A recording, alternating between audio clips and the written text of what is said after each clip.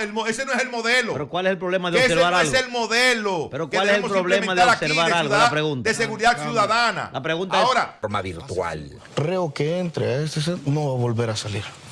Y eso es garantizado para la población salvadoreña tal cual como usted. Sí, no va a salir a las audiencias. No va a salir a audiencia. Amenazar a los jueces.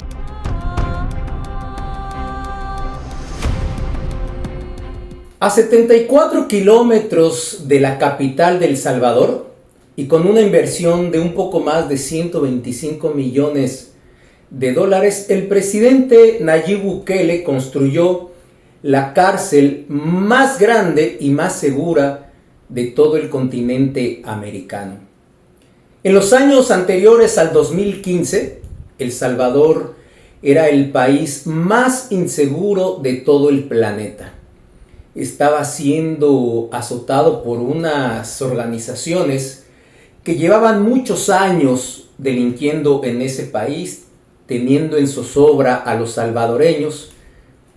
Y el presidente Nayib Bukele, en su campaña electoral, obviamente antes de ser presidente, le prometió a los salvadoreños que iba a terminar con esa situación. Ya era momento de que la sociedad salvadoreña pudiera salir libremente a las calles, salir a trabajar, a la escuela, sin ningún tipo de precaución ni mucho menos de miedo.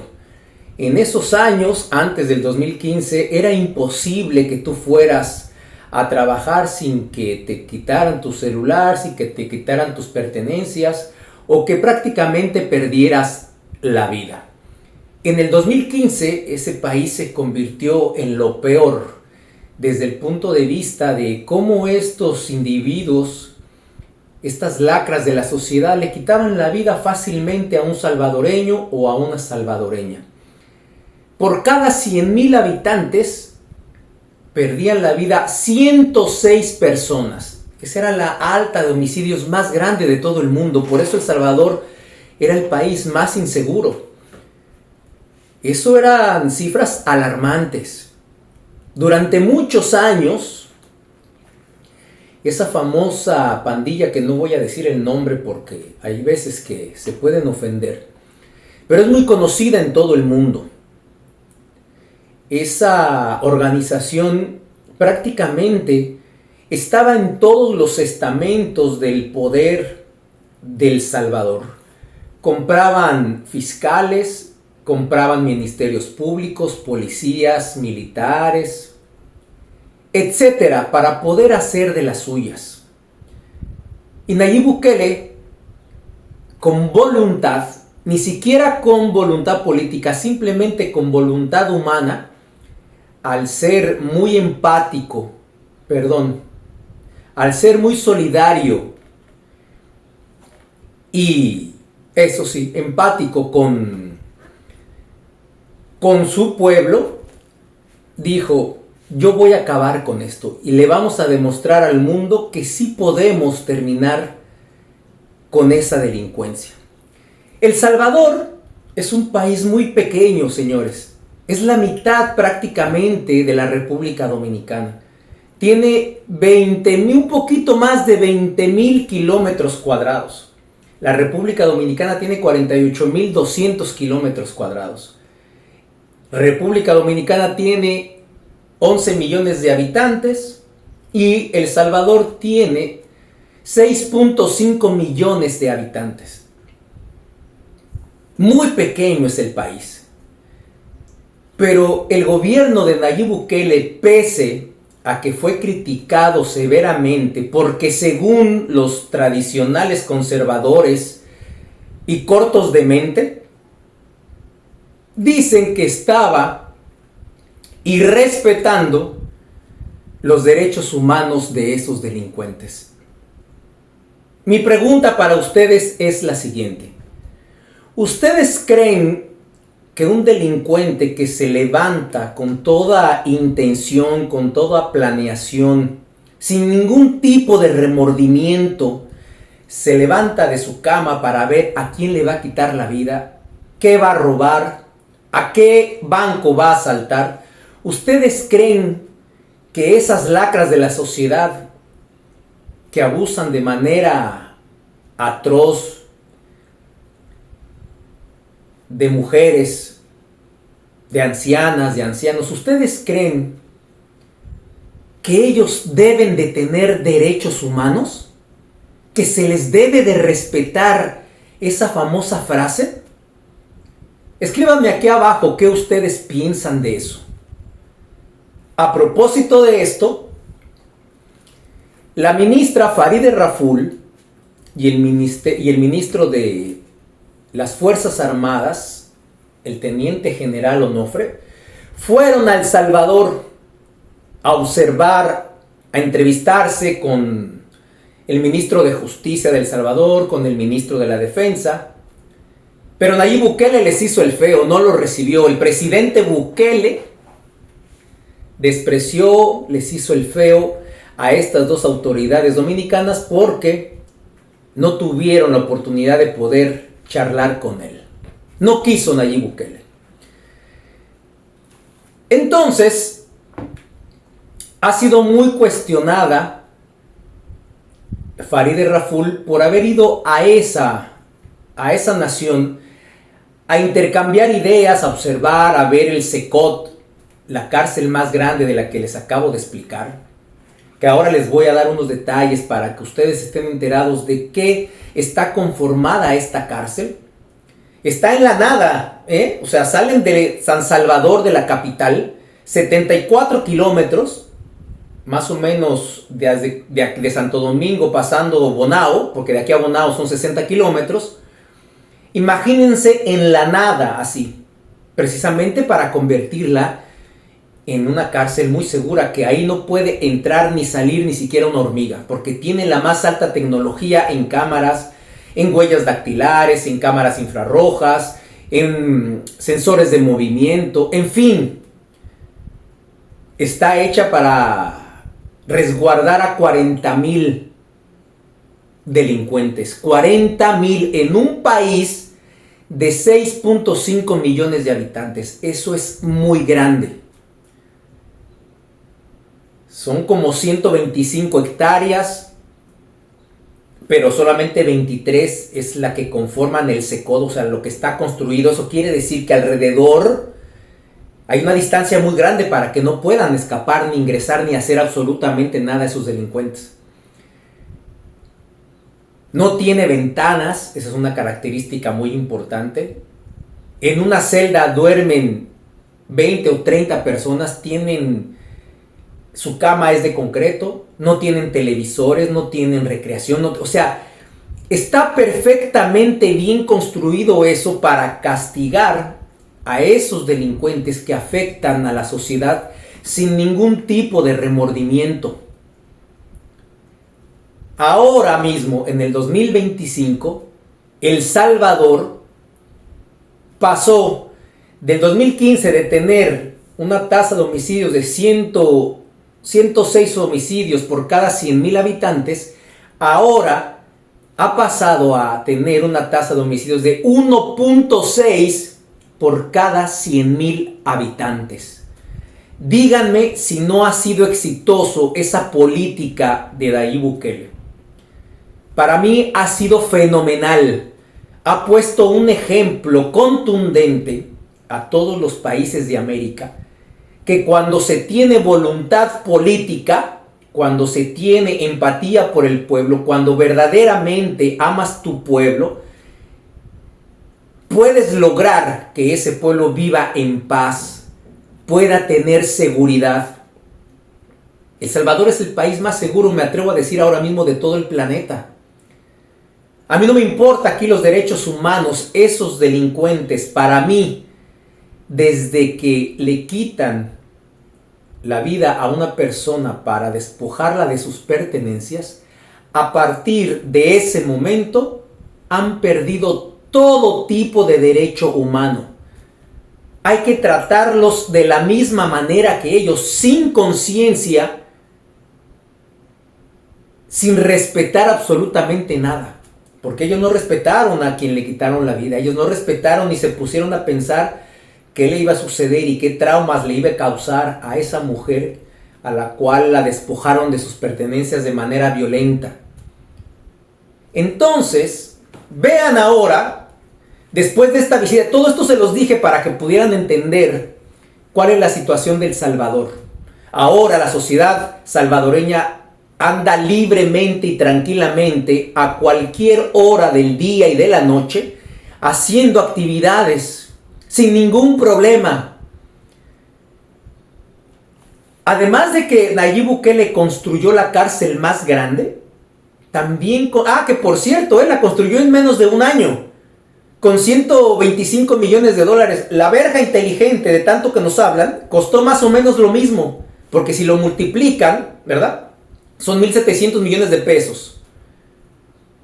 1.700 millones de pesos. Bueno, más o menos por ahí. O menos quizá. Sí, es menos, perdón, es menos. Pero también es mucho dinero. No se ha construido absolutamente nada. Esto, que es la cárcel más grande, la construyeron en menos de un año. Y está transparente el presupuesto. Nayib Bukele lo puso en la internet. Fue fiscalizada por personas de la sociedad, etcétera, para que vieran que esa inversión que iba a hacer el pueblo salvadoreño era lo más honesto posible. Ahí está.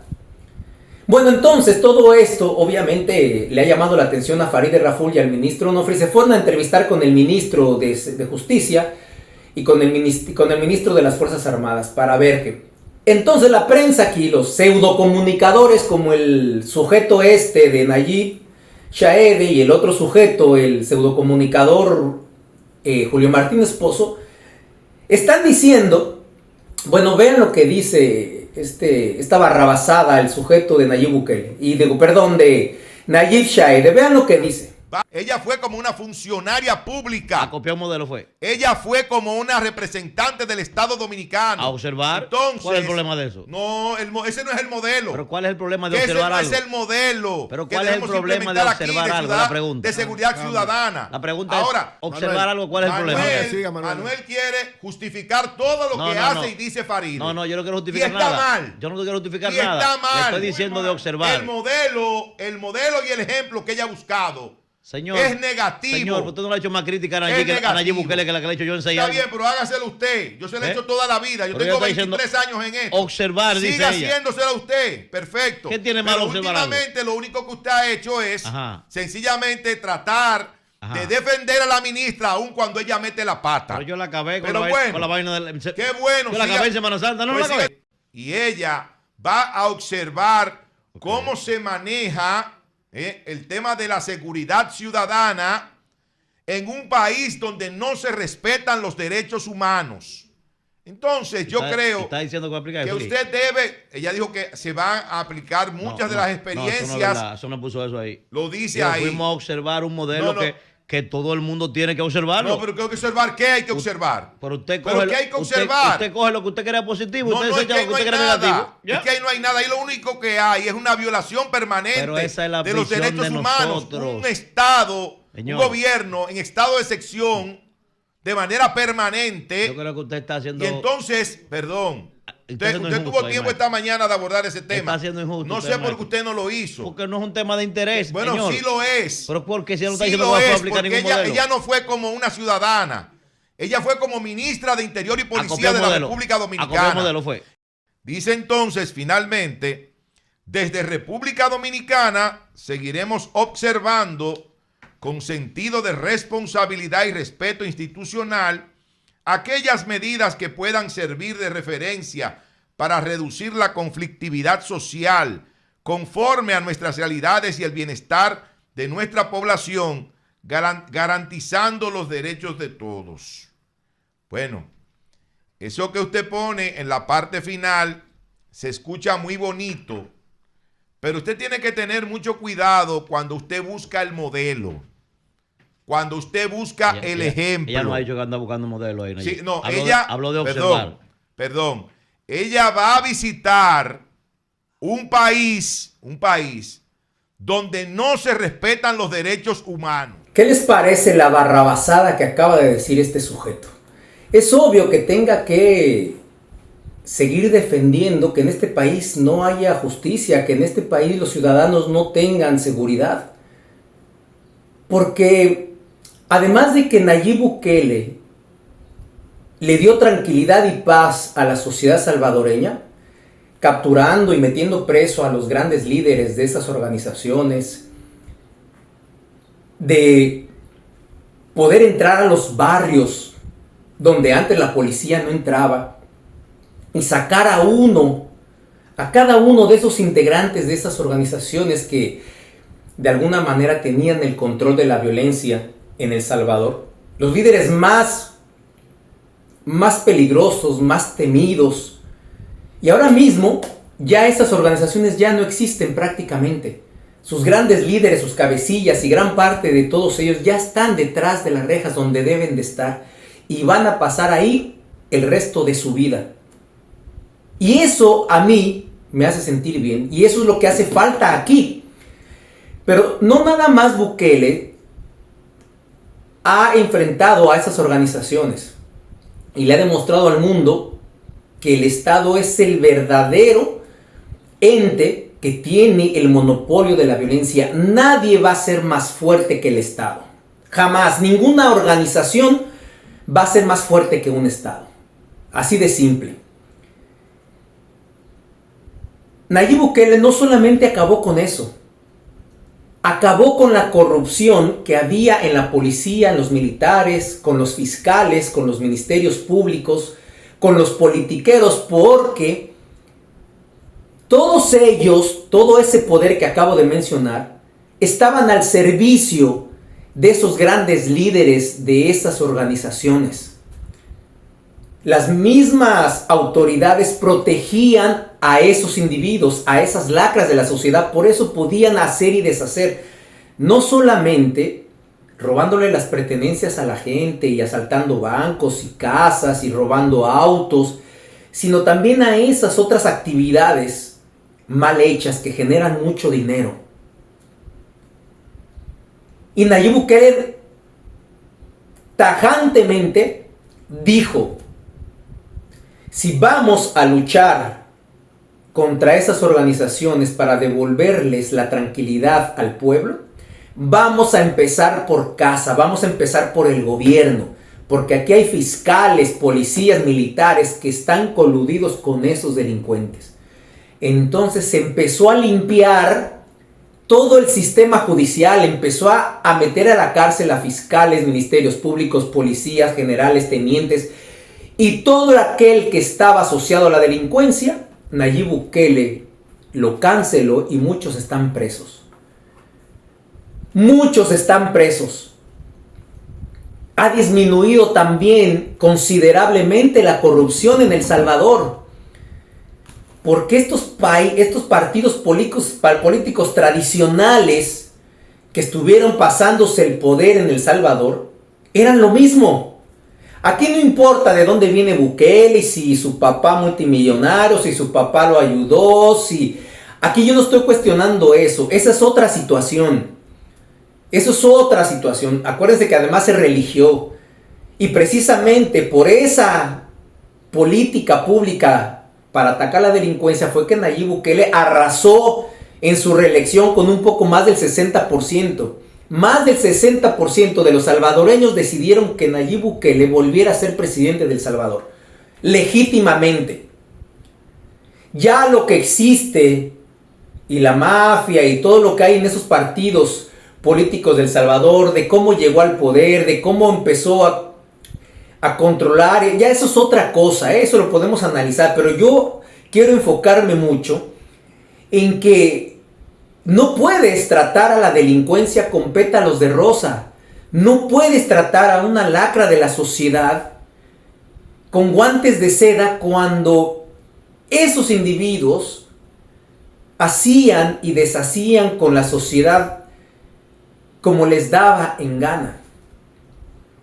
Entonces, estos sujetos como Nayib Bukele, Nayib Shaede y Julio Martínez Pozo están precisamente temerosos de que pueda existir algo parecido aquí o que ese modelo se copie para implementarse aquí, porque saben que si verdaderamente se pudiera aplicar eso,